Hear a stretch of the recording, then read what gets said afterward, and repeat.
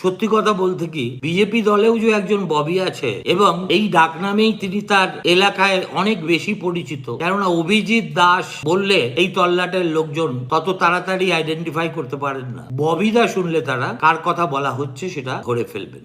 আমি এই ভদ্রলোক সম্পর্কে তত্ত্ব তালাশ করতে করতে বেশ কয়েকজনের সঙ্গে কথা বলেছি। তারা অনেকেই আমাকে বলেছেন, আপনারা কিন্তু আসল খেলাটা ধরতে পারছেন না, এই ববিকে আন্ডার এস্টিমেট করবেন না।